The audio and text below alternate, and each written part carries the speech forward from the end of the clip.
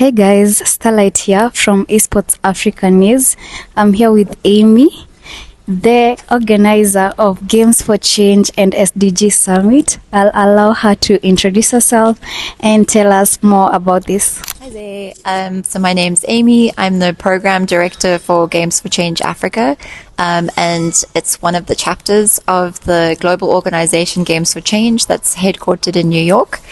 And I've been assisting them to organize that Games and SDG Summit here in Nairobi for the very first time, the first international event. Previous events have been in New York, so it's wonderful to move out of the US and go global, and to have Nairobi and Africa be the very first location. Amazing. Before I go to any other question, how's your experience like here in Nairobi?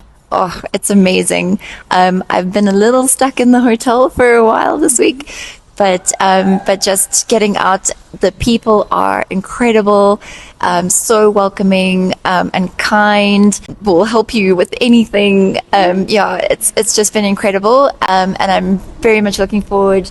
The summit ends today, and I'm going to be able to stay here for a whole week and see some of the sites. So yeah, I'm very much looking forward to that. That's lovely.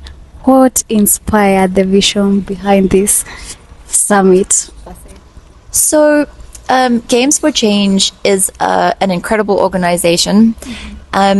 They do a lot for the gaming industry and try to convene a lot of different groups around gaming. So, this, for example, the UN, United Nations, and what can the gaming industry do to support the United Nations? Originally, about 3 years ago, the United Nations actually invited Games for Change to New York, to the compound there, to say, what else can we do?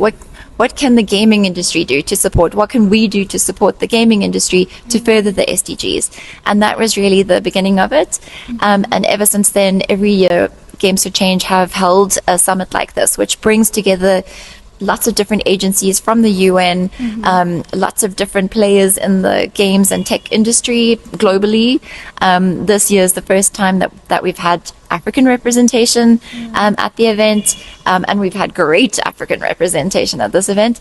But yeah, it's really to see, how do we support each other? How do we, with 4 years to go till 2030, what can we do to sort of, leverage the communities that have been formed around games and the power of games to further the SDGs. Interesting. I love that.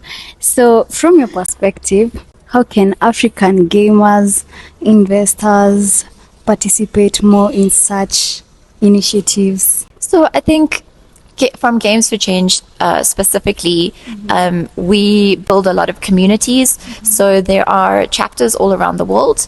A lot of them are country chapters. I'm really privileged to be able to represent the whole of Africa. There's only one chapter for Games for Change on the whole African continent, and it's wonderful to build that community in so many different countries. Often people say, "Oh, there's not all that many gaming studios," or there are a lot on the African continent, and it's really wonderful to build that community, so people can get in touch with us as Games for Change Africa. They can get in touch with Games for Change globally, and we're dot connectors. We will connect people with the right communities, with the right networks, so that they can make a difference in their communities and their regions, their countries, whatever the case might be. So get in touch with us, and we'll be able to, help you build those connections.